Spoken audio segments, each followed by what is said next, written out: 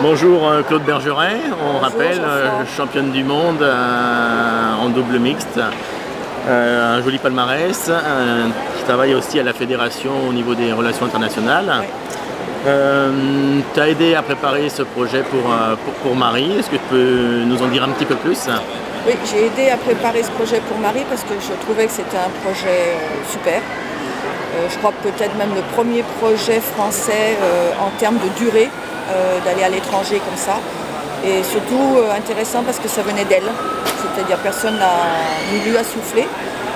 Et puis je pense que c'est important qu'elle le fasse maintenant parce que si c'était à refaire l'année prochaine ou dans 2 ans, dans 3 ans, ça serait trop tard. En termes d'efficacité pour ce qu'elle veut devenir en tennis de table, c'est-à-dire elle veut devenir la meilleure. Et donc c'est bien qu'elle aille là-bas parce que comme elle l'a dit, c'est pour avoir des fondations solides, un fond de jeu solide qu'on ne peut acquérir à mon avis que dans les pays asiatiques. Et sur ce fond de jeu, elle pourra après construire ou apporter ce que nous on sait faire en France. Mais c'est important que les fondations soient solides et c'est pour ça qu'elle va là-bas. Et je compte bien, moi je reste que 10 jours, je reste pas 9 mois, mais je compte bien les 10 jours où je suis expliquer aux entraîneurs japonais, qui sont tous des entraîneurs très compétents, on l'a vu au mois d'octobre dernier, qu'il faut qu'ils s'occupent à 100% de Marie, qu'ils ont carte blanche pour s'occuper d'elle et pour nous la rendre la plus efficace possible. Donc ça c'est un de nos premiers objectifs, c'est de leur faire comprendre qu'il faut qu'ils s'occupent d'elle comme si c'était une japonaise, pas qu'ils la laissent à côté parce que c'est une française. Et je pense qu'ils ne le feront pas parce qu'au mois d'octobre ils étaient déjà très intéressés par ce qu'elle faisait, donc ça sera bien. Il y a une chose que Marie n'a pas dit que je voulais rajouter, c'est qu'elle dit qu'elle a un peu peur de partir, je le comprends, mais qu'il faut y aller.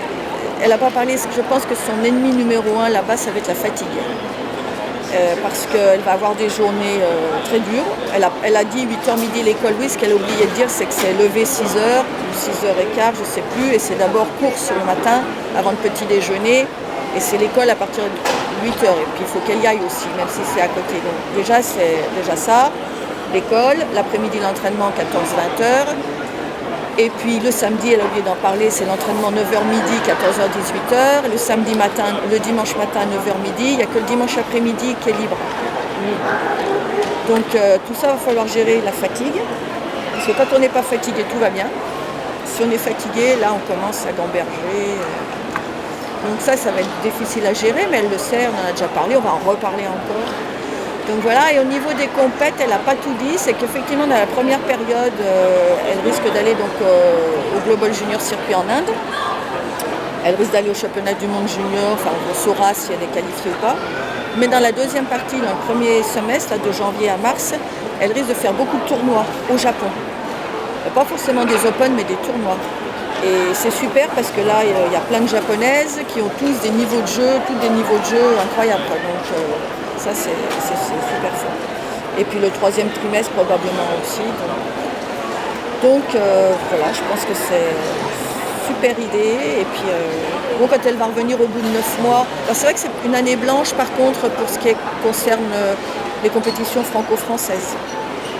Donc voilà, si elle ne fait pas les championnats de France. Aujourd'hui, je crois qu'elle a plus grand chose à prouver dans sa catégorie jeune, parce qu'elle n'est pas junior, mais elle est déjà championne de France junior, alors qu'elle est que cadette, elle est vice-championne d'Europe. Voilà, puis elle confirmera dans 2 ans, s'il faut. Je pense que c'est une année blanche, voilà, elle ne fera pas les championnats de France junior, pas les seniors. C'est pas très grave, elle ne va pas faire non plus le top 10 européen jeune, où elle était qualifiée, bien évidemment. Donc, effectivement, il y a toute une panel de compètes où, blackout, on ne les fait pas, tant pis, mais je ne pense pas que ce soit très très important, parce que l'objectif c'est peut-être plus après. On verra si l'avenir donnera raison ou pas, mais c'est bien d'essayer, parce que de toute façon sinon on ne le saura jamais. Donc voilà, donc moi je lui souhaite de réussir. Je serai toujours à ses côtés, si c'est pas physiquement, en tout cas par la pensée, pas par Facebook parce que j'y vais pas, mais par la pensée sur Skype. Mais voilà, donc je pense que ça va le faire parce qu'elle a du caractère, elle a du tempérament, et c'est ce qu'elle veut, et c'est ce qu'elle veut pas aussi. Donc moi je suis pas de souci par rapport à ça. Est-ce que tu as le souvenir, Claude, d'autres joueurs? Alors on connaît certains garçons qui sont partis en Chine pour la Ligue chinoise, notamment récemment Simon Gauzy, ou d'autres qui se sont essayés, d'autres joueurs européens également. D'autres joueurs français notamment qui ont passé autant de temps dans un pays étranger pour s'entraîner? Autant de temps, non. C'est ce que je disais, c'est la première fois qu'il y a un projet sur une année complète, presque quasiment une année complète. Par contre, je me souviens, alors, entre-temps, il y en a sûrement d'autres, je ne sais pas tout, je n'ai pas la mémoire de tout, mais je sais qu'à mon époque, il y a Philippe Molotov et avec Christian Martin, qui étaient allés au Japon pendant 2 mois, juillet-août. Moi-même, j'étais allée en Corée du Sud pendant 2 mois, juillet-août, mais c'est pas assez. C'est pas assez. Et en plus, on y allait à des âges où on était trop âgés pour qu'on puisse fixer la technique, c'était trop tard, on avait déjà tout fixé. Ça servait juste à prendre de l'expérience, à jouer contre les jeux asiatiques, mais on pouvait plus se former, on était déjà formés, et c'est très difficile à un certain âge de changer tout ça. Donc de si long séjour, non, je ne me souviens pas.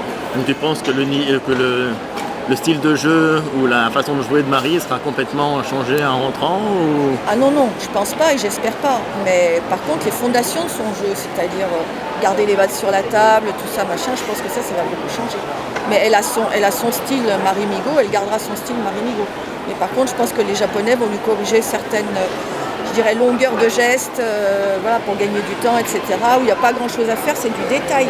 Mais en France, je trouve qu'on ne s'intéresse pas assez aux détails techniques pour pouvoir permettre aux jeunes de progresser vraiment. Je pense que les Japonais vont s'occuper du détail technique sans lui changer la technique générale. C'est des petits détails. Position d'un doigt, d'un pouce, c'est pas grand-chose, mais parfois ça fait une grande différence. D'accord.